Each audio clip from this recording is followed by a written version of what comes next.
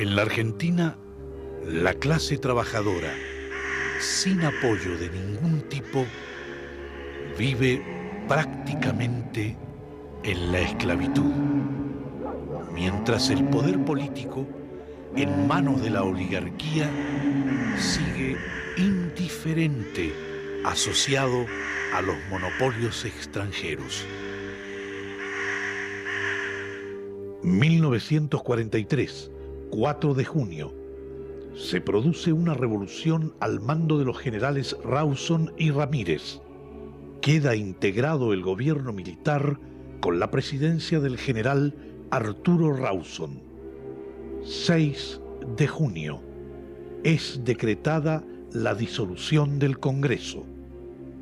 7 de junio, renuncia el general Rawson y se constituye un nuevo gobierno presidido por el general Pedro P. Ramírez. 12 de octubre, Edelmiro J. Farrell asume la vicepresidencia de la Nación.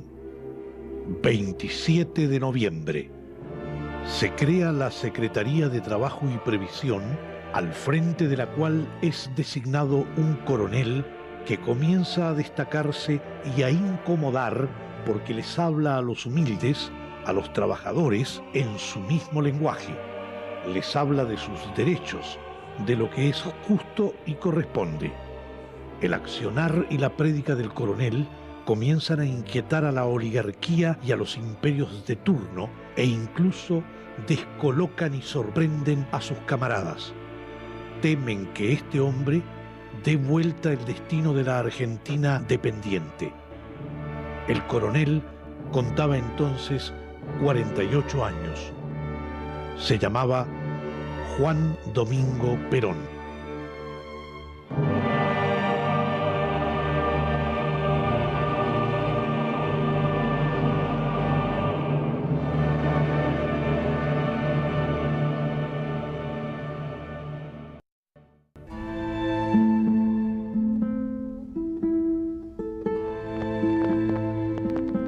El supremo interés de la patria, que es el interés de sus hijos, exige del Estado moderno una función rectora y reguladora. Quiero llevar desde esta Secretaría al ánimo de los trabajadores argentinos el orgullo de pertenecer a una patria fuerte y generosa, donde la justicia y la ecuanimidad reinen soberanas, y donde el temor a las influencias espurias no pueda desnaturalizar la alegría de vivir y de crear.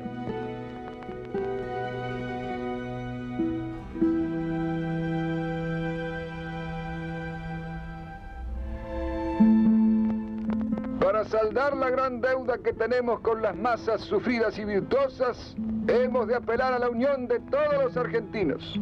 Sembraré esta simiente en el fértil campo de los trabajadores de mi tierra, que estoy convencido, entienden y comparten mi verdad con esa extraordinaria intuición que poseen las masas cuando se las guía con lealtad y honradez.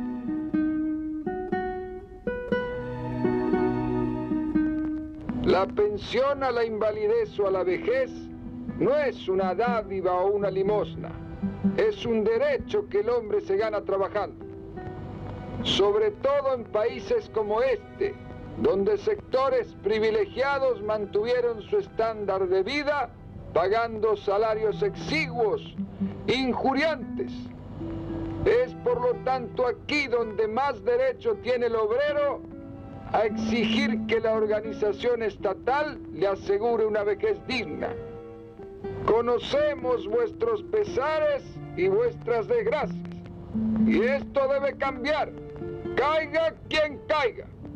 Creo que las reivindicaciones, como las revoluciones, no se proclaman, se cumplen. Siempre he sido fiel a esta consigna rígida, porque entiendo que mejor que decir es hacer y mejor que prometer es realizar. 1944, 26 de febrero. Perón es nombrado ministro de Guerra con retención del cargo de secretario de Trabajo y Previsión. El peón que ha sido hasta ahora una forma disimulada de la esclavitud, será suprimido. Eso se acabó.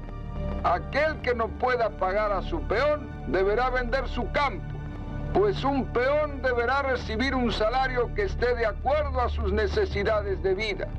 Una vida digna, una vida a la que no le sea ajeno ese mínimo de felicidad al que todos aspiramos. 9 de marzo. El general Ramírez renuncia a la presidencia y asume el general Farrell. La fábrica, la mina, el obraje, el molino y cualquier establecimiento que se encuentre fuera de las leyes del trabajo no pueden gozar de ninguno de los beneficios que concede el Estado. Hay que tratarlos como enemigos sociales. Ni nosotros, ni la masa trabajadora argentina toleraremos este tipo de cosas. 300 entidades de la industria y el comercio denuncian que la política salarial de Perón traerá aparejado un gran proceso inflacionario. No vamos a desamparar a los trabajadores en nombre de una torcida idea de la libertad a la que apelan como siempre los poderosos insaciables dueños del capital, que olvidan en su desmesurada ambición al hombre que produce y que es en definitiva quien genera esa riqueza que ellos usufructúan mezquinamente. El gobierno persigue e intensifica una política económica y comercial cuyas consecuencias, peligrosas para el futuro de la nación, se nos hace un deber denunciar. Cámara de Industria y Comercio. 7 de julio. Perón es nombrado vicepresidente con retención de sus anteriores cargos. Nosotros dividimos al país en dos categorías. Una, la de los hombres que trabajan. La otra, la que vive de los hombres que trabajan. Ante esta situación, nos hemos colocado abiertamente del lado de los hombres que trabajan. Esta es una hipoteca que tiene el Estado para con la sociedad y que consiste en defender a los hombres que consumen sus energías en beneficio de la patria y que tienen derechos que hasta ahora les han sido negados. 1944, 19 de julio. El Comité de Emergencia para la Defensa Política del Continente, que funciona bajo el liderazgo de Washington, presiona a los países miembros para que rompan con el eje. La Argentina se retira del comité y declara: nuestro país no aceptará medida alguna que parezca dictada desde el exterior. 1945, 29 de abril, el embajador norteamericano en la Argentina, Sproul Bradem, declara: no vamos a permitir un brote nazi-fascista en el hemisferio. Sepa el mundo que somos un país manso y laborioso, pero orgulloso y altivo. Enarbolaremos nuestra dignidad frente a la prepotencia, a la gula inagotable de los imperios de turno y a sus personeros. Solo así evitaremos que nuestros sufridos trabajadores sigan siendo bestias de carga azotadas por la miseria. Solo así evitaremos que se continúe esquilmando el patrimonio que pertenece a 1000 generaciones de argentinos.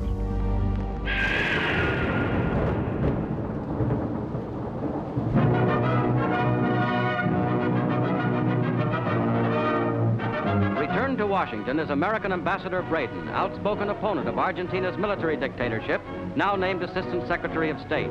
Of Argentina's populace, Braden says, I would hope that the American people understand that the Argentinos are genuinely democratic and sincerely our friends. 9 de octubre. Un grupo de oficiales le exige al presidente Farrell la inmediata renuncia de Perón a sus cargos. 11 de octubre. Perón es detenido y enviado a la isla Martín García.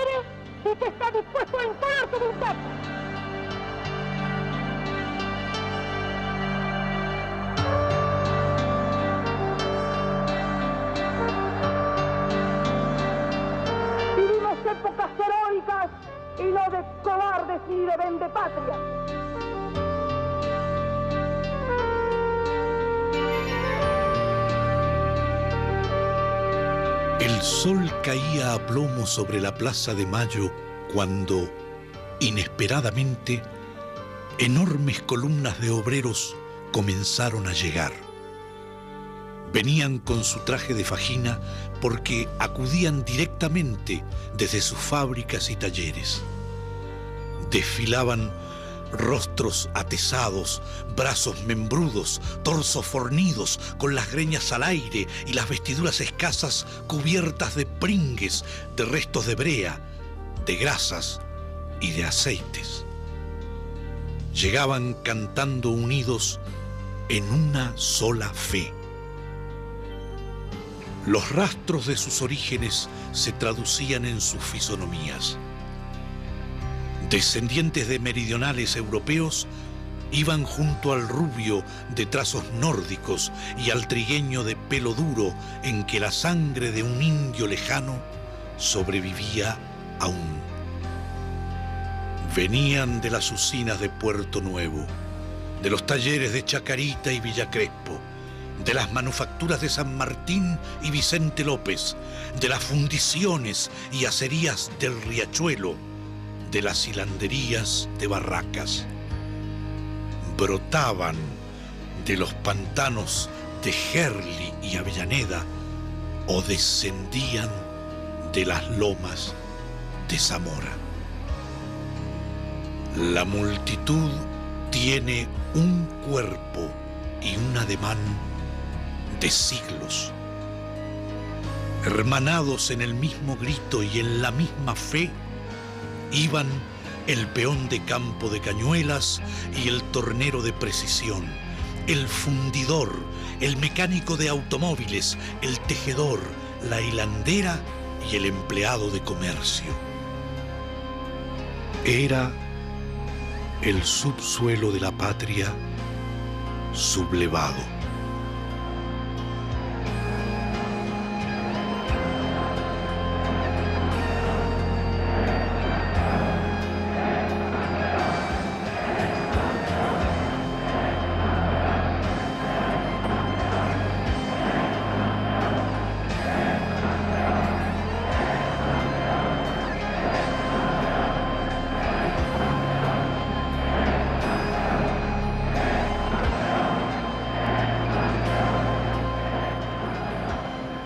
Me vinieron a buscar al hospital militar, me llevaban a la casa del gobierno.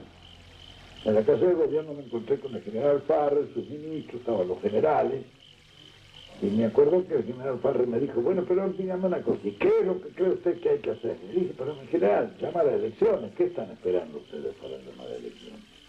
El general Ferrer estuvo totalmente de acuerdo conmigo, y entonces él nomás allí me dijo, bueno, perfectamente, llamamos a elecciones. Llamamos, dice, miró así un poco al costado, dijo, llamamos en 3 meses. Uno de atrás le dijo, no, los padrones, que yo, bueno, ¿cuánto? Dijo esto, 6 meses. En 6 meses a elecciones, dijo más. Yo me paré y le dije, bueno, mi general, palabra de honor, nos dimos la mano. Y, bueno, le digo, me voy. Entonces dijo, déjese de embromar, venga, estos locos nos van a quemar la casa de gobierno, salga al balcón y háblele para que se vaya. Bueno, efectivamente, salí al balcón. Cuando llegué al balcón, y con todo el ajetreo del día, yo ni sabía lo que les iba a decir hacía como 1 millón de personas en la plaza.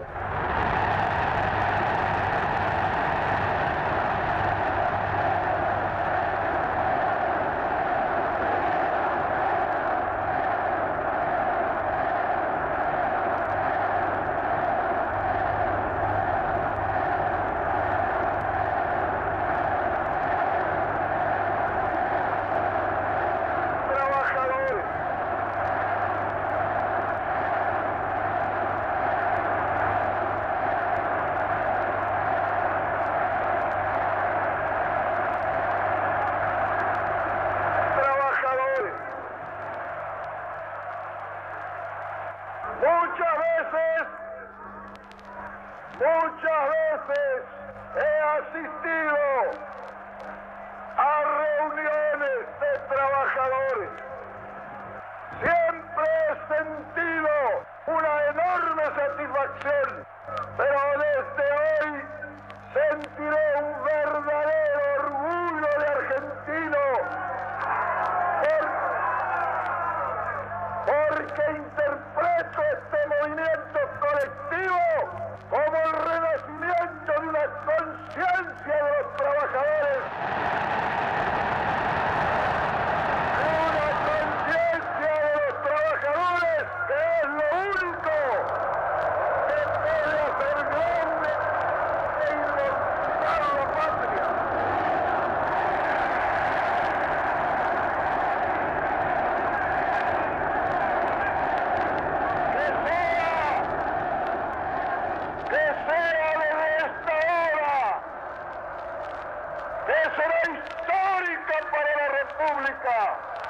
El coronel Perón, un vínculo de unión, que sea esa unidad indestructible e infinita, para que nuestro pueblo no solamente posea la felicidad, sino que también sepa dignamente defenderla.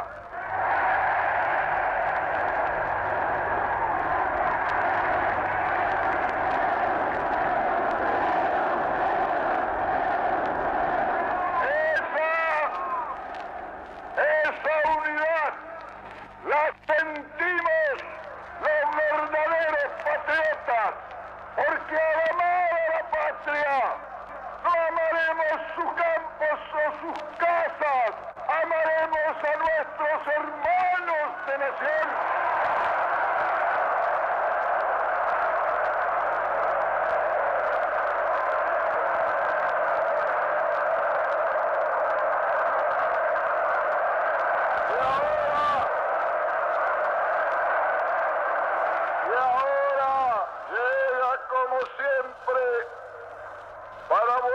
Secretario de Trabajo y Previsión, que seguirá luchando al lado vuestro por ver coronada esta obra, que es la ambición de mi vida, que todos los trabajadores sean un poquito más felices.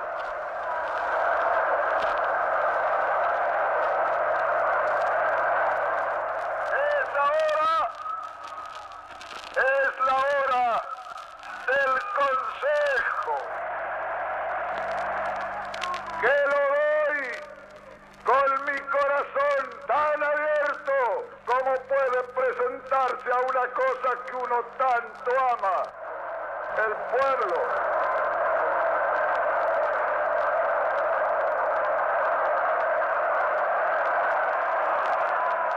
Recuerden, trabajadores,